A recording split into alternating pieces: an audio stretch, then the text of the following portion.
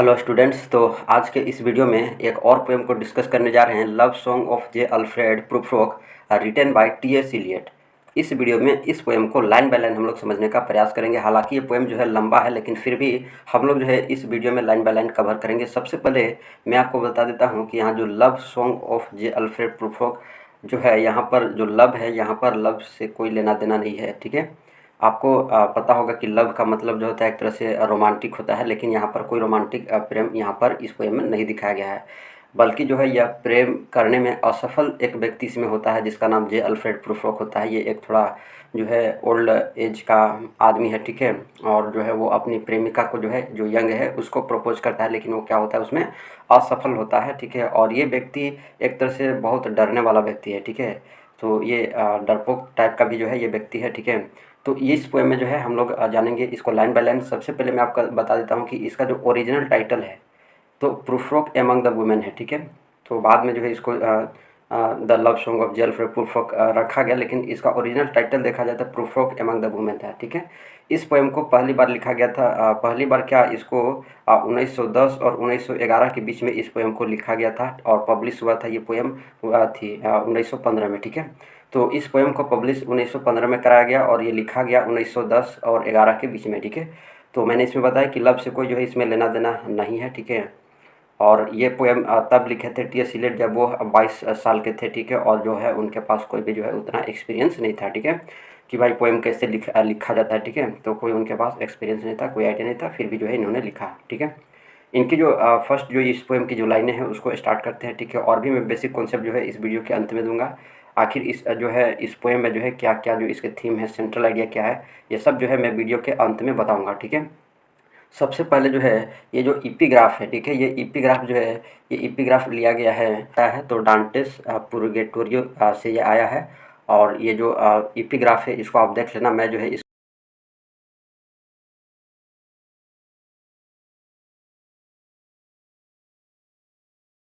Line by line समझाने का प्रयास करता हूँ। तो पहली जो इसमें लाइन है कि let us go then you and I, आओ चले, आओ चले तुम और मैं, यू एंड आई, आओ चले तुम और मैं, when the evening is spread out against the sky, कि जब शाम का आसमान ऐसा फैला है, आओ चले तुम और मैं, जब शाम का आसमान ऐसे फैला हो, like a patient etherized upon a table, कि जैसे कोई मरीज ऑपरेशन टेबल पर बेहोश पड़ा हो, वैसे ही आओ तुम और मैं चलें जब शाम का आसमान ऐसे फैला हो जैसे कोई मरीज ऑपरेशन के लिए टेबल पर बेहोश पड़ा हो। मतलब यहाँ पर प्रूफ्रोक अपने फ्रेंड से कहते हैं कि वे साथ चले, उनके साथ चले। शाम का जो सीन होता है बहुत अजीब होता है, जैसे कोई मरीज ऑपरेशन टेबल पड़ा हो, उससे ये कंपेरिजन कर रहे हैं। तो शाम का जो समय होता है ये तो ये क्या इंडिकेट करता है, ये इंडिकेट करता है कि दुनिया को जो है बहुत निराशाजनक और उदास नज़रों से जो है देखते हैं। ठीक है, नेक्स्ट लाइन स्टार्ट करते हैं। Late us go through certain half deserted street, कि मतलब कि let us go through certain half, आओ चले कुछ अधूरी सुनसान गलियों से होकर, late us go through certain half deserted streets, आओ चले कुछ अधूरी सुनसान गलियों से होकर, द द मटरिंग रिट्रीट्स, कि जहाँ लोग बड़बड़ाते हुए पीछे हटते हैं, द मटरिंग रिट्रीट्स, जहाँ लोग बड़बड़ाते हुए पीछे हटते हैं, of restless nights in one night cheap hotels, कि जहाँ बेचैन रातें, जहाँ पर रेस्टलेस रातें सस्ती होटलों में बीतती है, सस्ती होटलों में बीतती है, वन नाइट चीप होटल, सस्ती होटलों में बीतती है, and sawdust restaurants with oyster shells, कि और रेस्टोरेंट्स में जो सरफेस होती है, फर्श पर बिछी होती है भूसी और जो होती है सीपियाँ, है ना, ओस्टर सेल्स।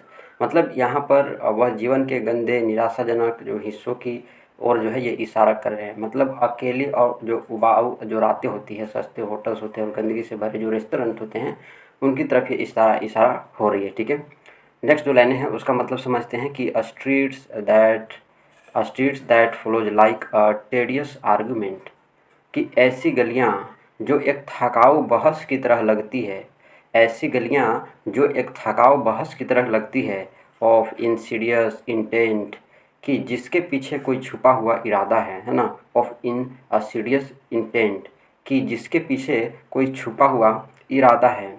नेक्स्ट लाइनें हैं कि to lead to an overwhelming question, कि है ना, कि टू लीड, कि जो तुम्हें एक भारी सवाल की ओर ले जाती है। To lead you to an overwhelming question, एक सवाल की ओर ले जाती है, एक भारी सवाल की ओर ले जाती है।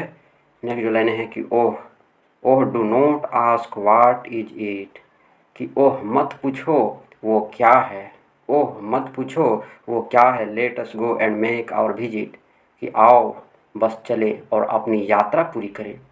मतलब यहाँ पर प्रूफो कहता है कि ये गलियाँ किसी थकाऊ बहस की तरह है, जो एक अजीब है ना मिस्टीरियस सवाल की ओर ले जाती है। ठीक है, एक अजीब मिस्टीरियस सवाल की ओर ले जाती है, लेकिन वह खुद उस सवाल से डरता है, इसलिए कहता है कि मत पूछो कि वह क्या है।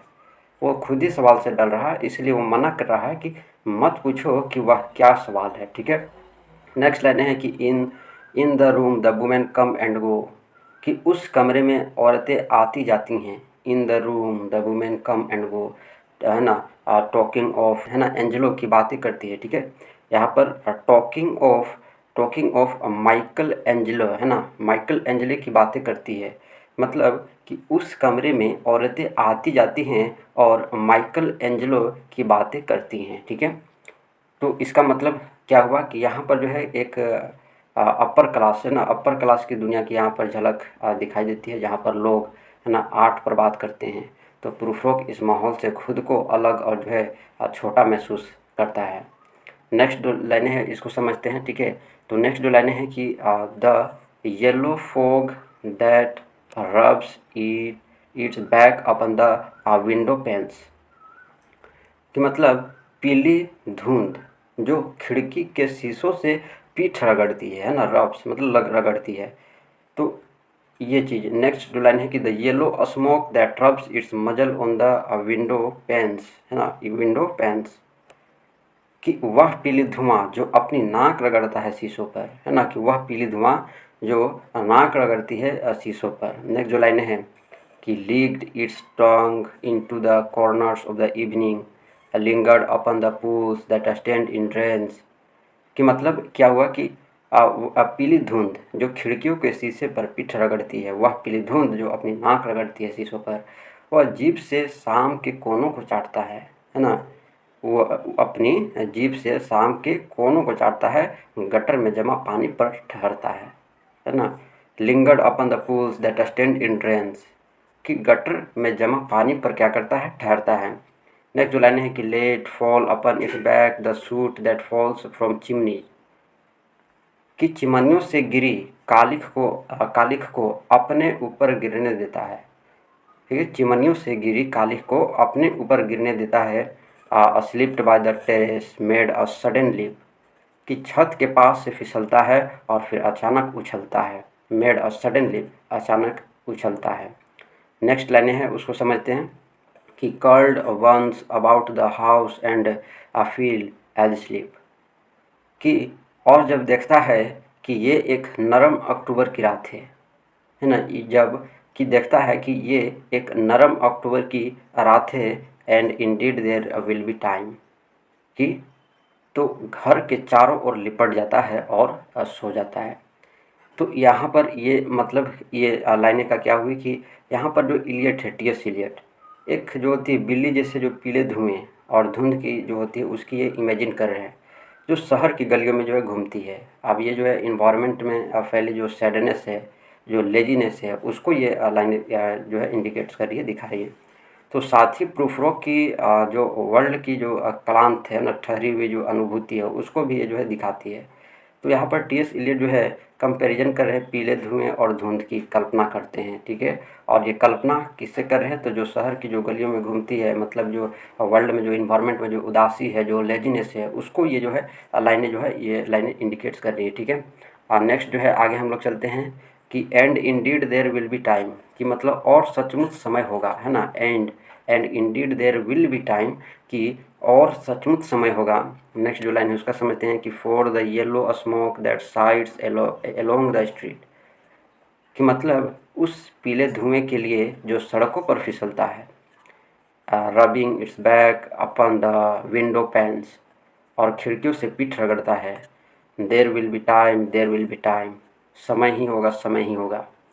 नेक्स्ट जो लाइन है to prepare a face to meet the faces that you meet, कि एक चेहरा तैयार करने का, उन चेहरों से मिलने का, है ना, मिलने के लिए जो तुमसे मिलेंगे। तो एक चेहरा तैयार करने का उन चेहरों से मिलने के लिए जो तुमसे मिलेंगे। अब ये लाइनें क्या कर रही है, इसका मतलब क्या है, तो यहाँ पर प्रूफ कहता है कि बहुत समय है दूसरों से मिलने के लिए और नकली मुस्कानों वाला चेहरा पहनने के लिए बहुत अभी समय है। तो ये क्या डिनोट्स कर रहा है, तो ये दिखा रहा है ये लाइनें कि वह समाज में असली जो फीलिंग्स हैं, है ना, भावनाएं हैं, नहीं दिखा सकता। ठीक है, ये समाज में असली भावनाएं हैं उसको ये दिखा नहीं सकता, उसे सब कुछ क्या करना होगा, तैयार करना होगा, प्रिपेयर करना होगा। ठीक है, नेक्स्ट जो लाइन है उसका मतलब समझते हैं कि देयर विल, है ना, देयर विल भी तो हो गया, and time for all works and days of hands. ठीक है, कि ये जो लाइनें हैं कि there will be time to murder and create and a time for all works and days of hands, कि मतलब समय होगा कुछ नष्ट करने और कुछ बनाने का। There will be time to murder and create, कुछ नष्ट करने का और कुछ बनाने का समय होगा, और उन सब हाथों के काम और दिन के लिए समय होगा, है ना, कि and time for all works and days of hands, कि उन सब हाथों के काम और दिन के लिए समय होगा। नेक्स्ट जो लाइनें हैं कि that lift and drop a question on your plate, कि जो एक सवाल उठाते हैं और फिर तुम्हारी थाली में छोड़ देते हैं। तो यहाँ पर प्रूफ जीवन के जो जो बौद्धिक है ना, बौद्धिक और जो भावनात्मक जो द्वंद्व है उसको ये क्या करे दिखा रहे हैं। मतलब हम जो है चीज़ें बनाते हैं, बिगाड़ते हैं और फिर सवालों से घिरे रहते हैं। तो लोग सवाल करते हैं पर जवाब की परवाह नहीं करते। तो यहाँ पर ये जो लाइनें हैं ये इसको इंडिकेट्स कर रही है। नेक्स्ट जो लाइनें हैं उसको समझते हैं कि time for you and time for me, कि time for you and time for me, तुम्हारे लिए भी समय है और मेरे लिए भी। And time yet for 100 indecision, कि मतलब और सैकड़ों बार असामंजस्य में पड़ने का समय है ना, कि 100 इन डिसीजंस, असमंजस, है ना, इनडिसीजंस, असामंजस्य में पड़ने का समय है, तुम्हारे पास भी है और मेरे पास भी है। ठीक है, and for 100 visions and revisions, कि सैकड़ों कल्पनाओं और बार बार जो बदलावों का समय है। तो सैकड़ों कल्पनाओं और बार बार बदलावों का समय है। Before the taking of a toast and T, कि इससे पहले कि हम टोस्ट और चाय लें, है ना, टोस्ट एंड टी, कि मतलब यहाँ पर प्रूफ कहते हैं कि ज़िंदगी में हम बार बार सोचते हैं, निर्णय बदलते हैं, आत्मसंयम में रहते हैं, यहाँ तक कि साधारण से चाय पीने के पहले भी। ठीक है, तो ये सभी जो है ये लाइनें इंडिकेट्स करके बता रही हैं। ठीक है, नेक्स्ट जो लाइन है उसका मतलब समझते हैं कि इन the room the women come and go talking of, है ना, फिर से ये लाइनें जो है रिपीट की गई है कि उस कमरे में औरतें आती जाती हैं और माइकल एंजलो की बातें करती हैं। मतलब फिर से ये पंक्ति दोहराई गई है, रिपीट हुआ है। तो ये इंडिकेट्स कर रहा है कि प्रूफरो का जो उच्च वर्ग की जो दुनिया है उसको खुद को बार बार अकेला और जो है जो अलोननेस जो है ये फील करते हैं। ठीक है, मतलब औरतें महान कलाकार, है ना, माइकलो एंजलो की बातें करती है जो एक ग्रेटेस्ट आर्टिस्ट था। ठीक है, तो उनकी महिलाएं बातें करती है, लेकिन प्रूफरो को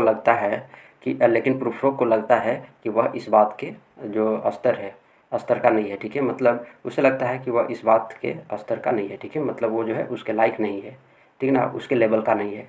बात समझ में आ गया। नेक्स्ट जो लाइनें हैं उसको समझते हैं कि एंड इंडीड है ना, and indeed there will be time, कि और सच में समय होगा यह सोचने के लिए, और सच में समय होगा यह सोचने के लिए, the wonder do I do, है ना, do I done and do I dare, कि मैं हिम्मत करूं, कि क्या मैं हिम्मत करूं, क्या मैं करूं, और सच में समय होगा यह सोचने के लिए कि क्या मैं हिम्मत करूं, क्या मैं करूं। नेक्स्ट जो लाइनें हैं उसको समझते हैं कि time to turn back and descend the stair, कि समय होगा वापस मुड़ने का और सीढ़ियों से नीचे उतर जाने का। ये समय होगा, सच में समय होगा यह सोचने के लिए क्या मैं हिम्मत करूं, क्या मैं करूं, समय होगा वापस मुड़ने का और सीढ़ियों से नीचे उतर जाने का। मतलब यहाँ पर जो है प्रूफ है ना, इन डिसीजन हैं, मतलब डिसीजन नहीं ले पा रहे हैं। ठीक है, असमंजस्य में हैं, क्या उसे आगे बढ़कर अपने जो है प्रेम को प्रकट करना चाहिए या नहीं करना चाहिए। वह डर रहा है, ठीक है, इसलिए सोचता है कि शायद पीछे हट जाना ही बेहतर होगा, ठीक है। तो ये जो है इनडिसीजन में है, समय जो है वो डिसीजन नहीं कर पा रहे हैं, ठीक है। तो कि जो है प्रपोज करे कि नहीं करे, ठीक है। तो नेक्स्ट नेक्स्ट जो लाइन है इसका मतलब समझते हैं कि विथ है ना, with a bald spot in the middle of my hair, कि with a bald spot in the middle of my hair, कि मेरे बालों के बीच में, है ना, गंजा हिस्सा है ना, जो गंजा हो जाते हैं, जो बीच में जो है बाल नहीं जमते हैं, ठीक है। तो ये लोग कहेंगे कि इसके बाल कितने झड़ रहे हैं, ठीक है। तो मतलब ये अधेड़ उम्र का व्यक्ति है ना, इसका काफ़ी उम्र हो चुका है और एक यंग लड़की को प्रपोज कर रहा है, तो उसकी कमियां ज़रूर देखी जाएंगी, ठीक है, कि इसके बाल उड़ रहे हैं, इसके चेहरे पर जो झुर्रियाँ आ गई हैं, तो कहाँ से होगा, ठीक है। बात समझ में आ रही है। नेक्स्ट जो लाइनें हैं उसको देखते हैं कि they will say how his hair is growing then, कि इसके बाल कितने झड़ रहे हैं, ठीक है। My morning coat my collar mounting formally to the chin, है ना, कि मेरी सुबह की कोट जिसकी कॉलर मेरी, है ना, ठुट्ठी तक चढ़ी है, ठीक है। कहाँ तक चढ़ी है, ठुट्ठी चिन, है ना, ठेहुना तक, ठीक है। नेक्स्ट जो लाइनें हैं उसको समझते हैं कि माई है ना, my necktie rich and modest but asserted by a simple pin, मतलब मेरी टाई सुंदर है, सादी लेकिन अच्छी पिन से सजी हुई है ना, कि अच्छी पिन से सजी हुई है, मेरी जो टाई है सुंदर है लेकिन अच्छी पिन से सजी हुई है। मतलब दे विल शो, मतलब लोग कहेंगे, but how his arms and legs are then, कि लेकिन इसकी बाहें और टांगें कितनी पतली हैं। ये लोग कहेंगे, ये चिढ़ाएंगे जब मैं ऐसा करूँगा, तो लोग कहेंगे मेरी जो कमियां हैं उसको देखेंगे और वो चिढ़ाएंगे, बोलेंगे, ठीक है, सवाल करेंगे। नेक्स्ट जो लाइन है इसका मतलब समझते हैं, लेकिन इससे पहले थोड़ा समझ लेते हैं कि यहाँ पर प्रूफ वर्क है ना, सेल्फ कॉन्शियस है, बहुत सेल्फ कॉन्शियस है, ठीक है। और वो सोचता है कि लोग उसकी हैं जो एज हैं, जो पतले जो बाल हैं और शरीर की जो कमजोरियां हैं, है ना, उसका ये मजाक उड़ाएंगे ये लोग। तो इसलिए वो खुद को वीक और जो है नीचा समझ रहा है, ठीक है। नेक्स्ट लाइन आगे चलते हैं कि डू आई डेयर, क्या मैं हिम्मत करूं, डू आई डेयर, क्या मैं हिम्मत करूं, in a minute there is time, कि इस दुनिया को परेशान करने की, क्या मैं हिम्मत करूं इस दुनिया को परेशान करने की, for decisions and revisions which a minute will reverse, कि एक मिनट में ही काफ़ी समय है, कि एक मिनट में ही काफ़ी समय है डिसीजन लेने का। For I have known them all already, know them all, कि एक मिनट में ही काफ़ी समय है निर्णय लेने और फिर उसे पलटने की, सिर्फ एक ही मिनट समय। तो प्रूफोक यहाँ पर सोच रहे हैं कि क्या उसके छोटे से कार्य से पूरी दुनिया प्रभावित हो सकती है, लेकिन फिर उसे लगता है कि उसके जो निर्णय है, उसके जो डिसीजन है, उसका कोई महत्व ही नहीं है, कोई इम्पोर्टेंस ही नहीं है, एक ही मिनट में सब कुछ बदल सकता है, ठीक है। तो ऐसा जो है प्रूफोक सोच रहा है, ठीक है। नेक्स्ट जो लाइनें हैं इसका मतलब समझते हैं, have known them all already known them all, कि क्योंकि मैं इन्हें पहले ही जान चुका हूँ, क्योंकि मैं इन्हें पहले ही जान चुका हूँ, ऑलरेडी नोन देम ऑल, सबको जान चुका हूँ, ठीक है। क्योंकि मैं इन्हें पहले ही जान चुका हूँ, सबको जान चुका हूँ। तो have known evening morning and afternoon, कि जाना है मैंने सुबह हो दोपहर हो, जो मॉर्निंग इवनिंग्स है ना, शाम को जाना है। I have measured out my life with coffee spoons, कि मैंने अपने जीवन को कॉफ़ी के चम्मचों से मापा है, तो मुझे जाना है। मतलब प्रूफरो कहते हैं कि उसका जीवन बहुत ही जो है रेगुलर है, स्मॉल है और वर्थलेस है, वर्थलेस एकदम हो गया है उसका जीवन, कि जैसे हर दिन कुछ खास नहीं होता, बस कॉफ़ी पीते हुए समय वो बिताता है। और यह उसकी क्या है, खालीपन है ना, एलोननेस, एलोननेस को ये क्या करता है, रिप्रेजेंट कर रहा है ये लाइनें, ठीक है। तो ये चीज़ है। नेक्स्ट जो लाइनें हैं इसका मतलब समझते हैं, और नेक्स्ट जो लाइनें हैं कि I know the voices dying with a dying fall, कि मैं उन आवाज़ों को जानता हूँ जो धीरे धीरे धीरे धीरे मरती जाती है ना, विथ ए डाइंग फॉल, धीरे धीरे मरती जाती हैं।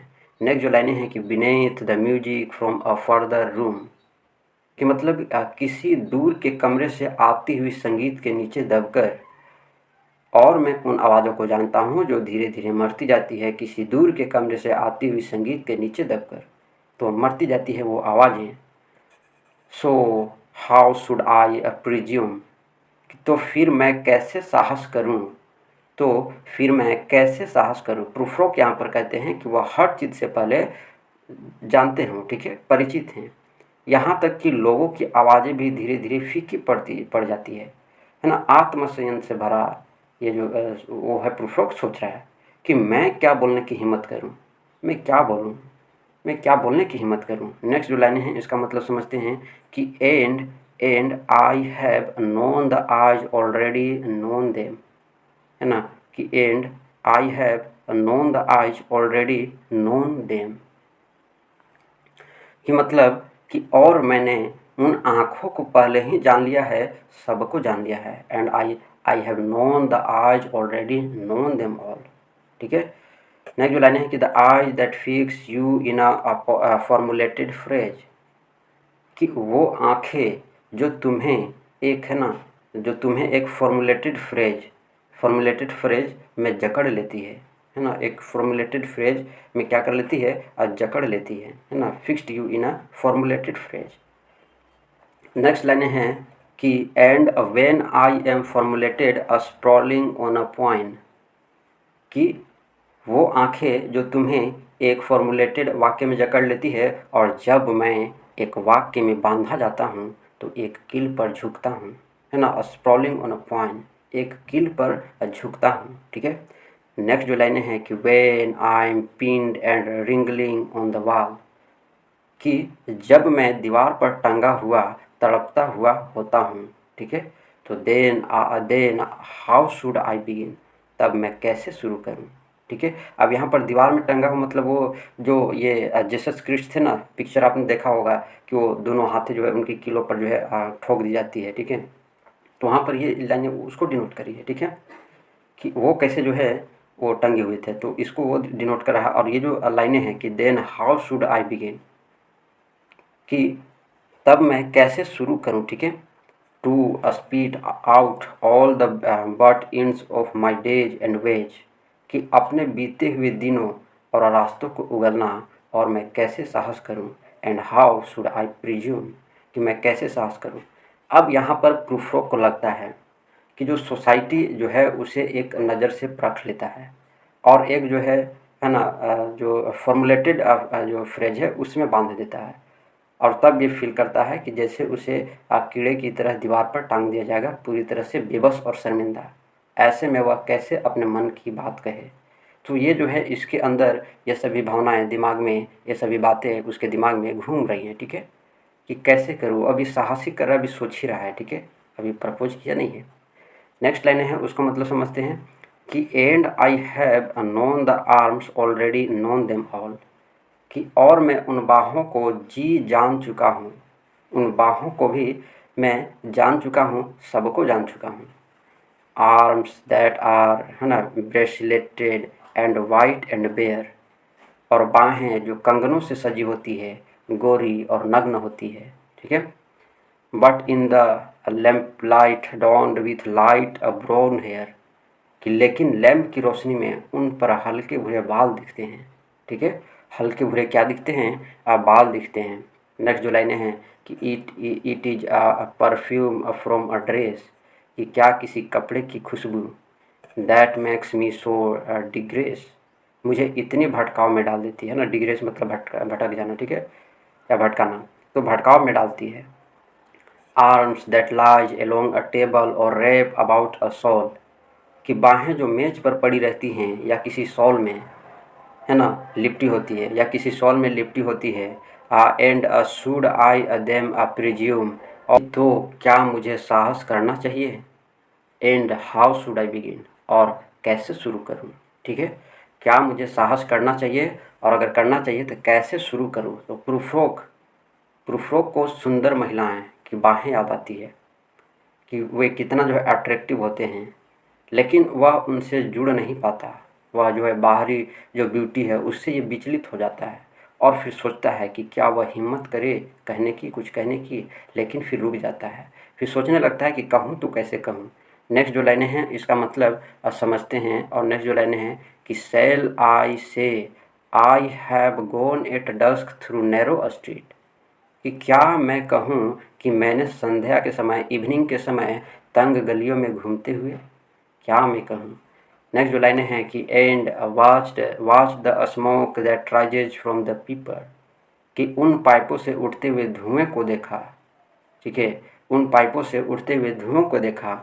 Of lonely men in shirt sleeves leaning out of windows, कि जो अकेले पुरुष है ना, जो अकेले पुरुष है ना, लोनली मैन जो अकेले पुरुष खिड़कियों से बाहर झुके हुए पी रहे हैं, और उन पाइपों से जो उठती हुई धुआं है, और जो अकेले जो पुरुष हैं वो खिड़कियों से बाहर झुके हुए पी रहे थे, ठीक है ना, क्या कर रहे थे, आप पी रहे थे। प्रूफ यहाँ पर सोचता है कि अगर वह अपनी कहानी शुरू करे तो क्या वह इन सामान्य जो है जनरल है ना, जो निराशाजनक है, अकेलेपन है, तो अकेलेपन से शुरू करे। वह खुद को इन अकेले उब चुके लोगों से उब चुके लोगों जैसा ही मानता है, ठीक है। तो ये यहाँ पर जो है ये लाइनें डिनोट्स कर रही है। नेक्स्ट लाइनें जो है इसको स्टार्ट करते हैं। नेक्स्ट जो लाइनें हैं कि should have been a pair of a ragged claws, कि मुझे होना चाहिए था एक जोड़ी फटे हुए पंजों का, ठीक है। तो मेरे पास होना चाहिए था एक जोड़ी फटे हुए पंजे, है ना। अस कटिंग है ना, cutting across the floors of silent seas, कि जो चुपचाप समंदर की गहराइयों में रेंगता है, ठीक है। तो मेरे पास जो है एक फटी हुई पंजे होने चाहिए थे जो चुपचाप है ना समंदर की गहराइयों में रेंगता है। प्रूफोक चाहता है कि काश वह एक साधारण जीव जंतु होता है, किसी जटिल सोच या भावना के बिना, तो इंसान होने की उलझनों से बचने के लिए वह जो है नॉन ह्यूमस जीवन की कल्पना करता है ना। नॉन ह्यूमन तो मतलब अगर इंसान नहीं होता, ठीक है, तो वो जीव जंतु से जो है ये कंपैरिजन कर रहा है, मतलब वो इंसान नहीं होता तो काश जब वो इंसान नहीं होता तो ये इन उलझनों से वो बचा रहता है, ठीक है। बात समझ में आया। नेक्स्ट जो लाइन है उसको समझते हैं कि and the afternoon the evening sleep so peacefully, कि और दोपहर शाम कितनी शांति से सोती है, और दोपहर शाम कितनी शांति से सोती है। स्मूथ्ड बाय लॉन्ग फिंगर्स, जैसे किसी के लंबे हाथों ने उसे सहलाया हो।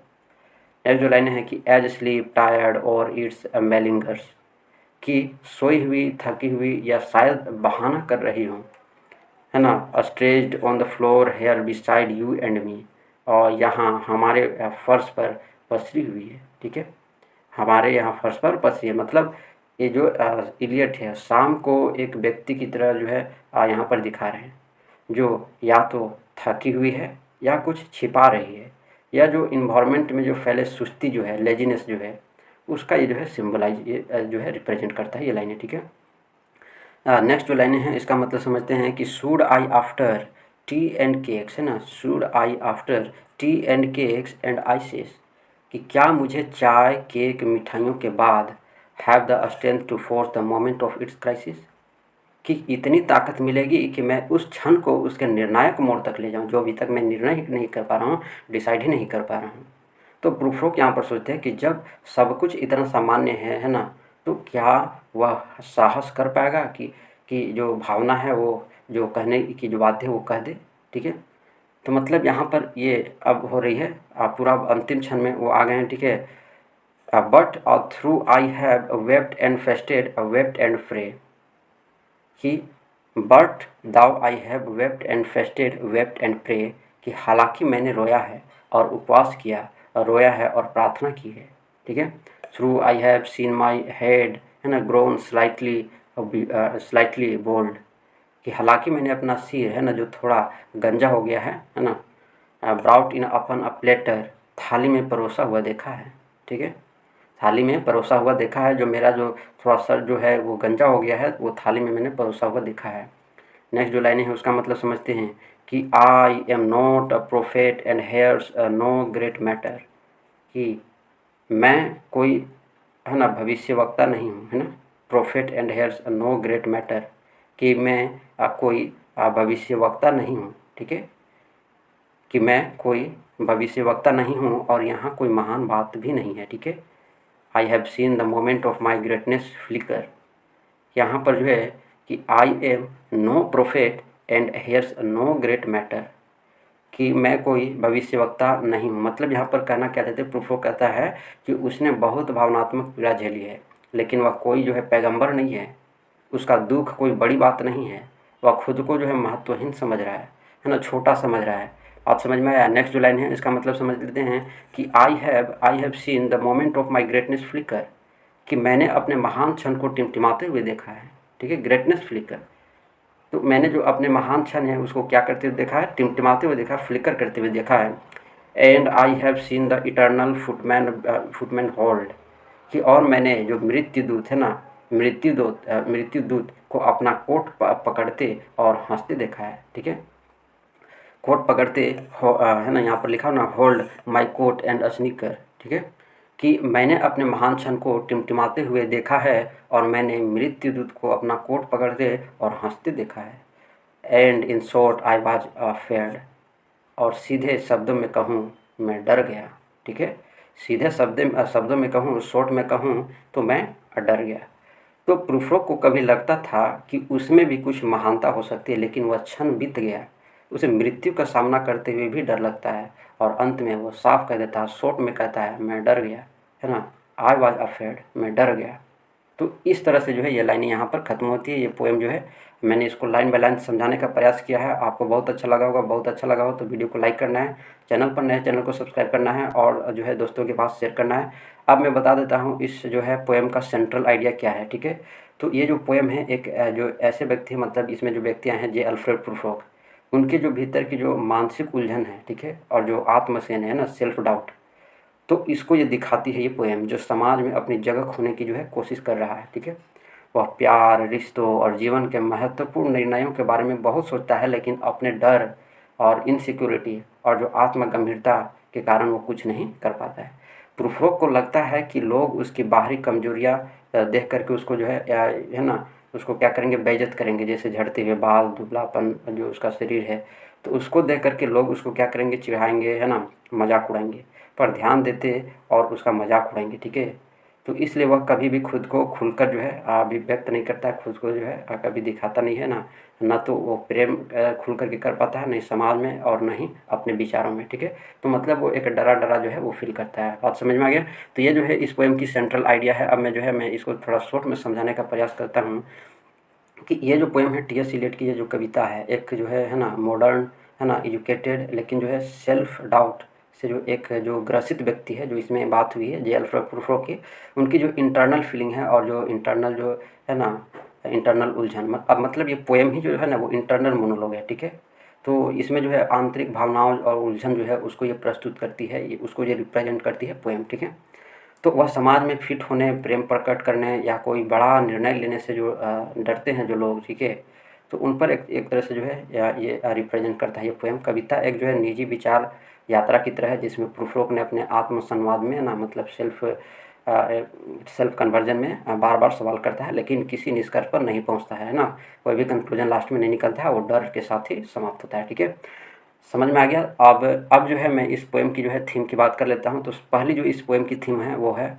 Self doubt and insecurity. ठीक है, तो प्रूफरोक को हर जो डिसीजन है, हर डिसीजन पर उसको डाउट होता है, और वो सोचता है कि उसे लोग जज करेंगे। वो इस तरह से सोचता है, ठीक है, कि लोग उसको क्या करेंगे, जज करेंगे, है ना, मजाक उड़ाएंगे।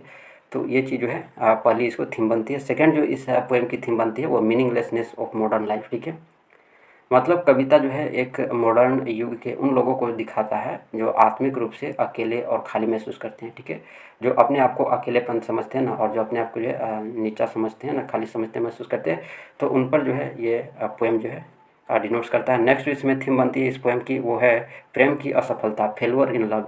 यहाँ पर जे अल्फ्रेड प्रूफरोक जो है वो प्रेम में जो सफल नहीं हो पाया, वो क्या हो गया, असफल हो गया, फेलवर हो गया। ठीक है, तो प्रूफरोक किसी है ना लड़की से प्रेम करना चाहता था, पर उसको जो है झिझक थी। ठीक है, उसे उसके अंदर क्या था, डर था, उसे ऐसा करने नहीं दे रही थी। उसके अंदर जो डर थी, जो उसके अंदर जो झिझक थी, वो जो है उसको करने नहीं देता है, और लास्ट में ये असफल ही रहता है। ठीक है, नेक्स्ट जो इसकी थीम बनती है fear of ageing and death है। ठीक है, कि वह अपने जो है गंजे सिर है ना, जो उसका सिर गंजा गंजा था, पतला, हाथ पात है ना, पैर हाथ पतले थे, तो आने वाली मृत्यु के बारे में बार बार वो सोचता है, और ये सभी देख करके उसको लगता है कि लोग उसको क्या करेंगे, जो है कोसेंगे। ठीक है, नेक्स्ट जो इसका है इनडिसिसिवनेस। ठीक है, निर्णय न ले पाने की कमजोरी, तो इनडिसीजंस जो है इसमें एक थीम ही बनता है।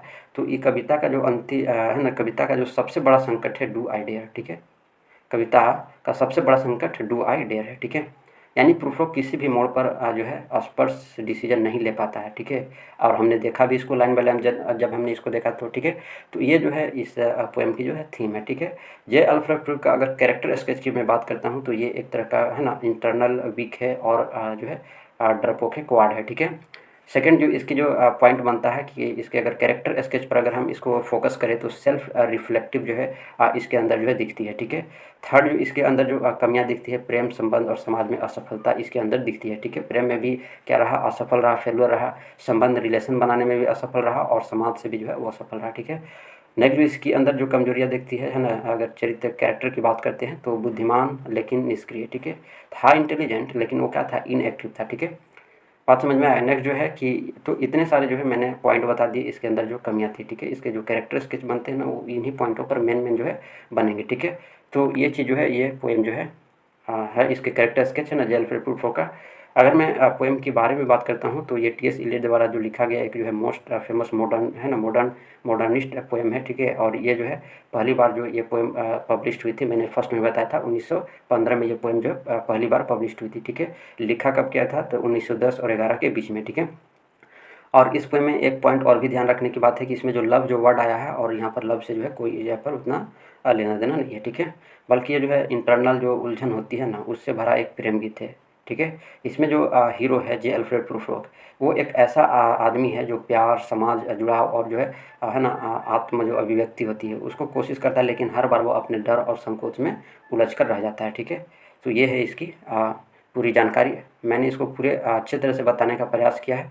वीडियो अच्छा लगे तो वीडियो को लाइक करना है, चैनल पर नए चैनल को सब्सक्राइब करना है। मिलते हैं नेक्स्ट वीडियो में।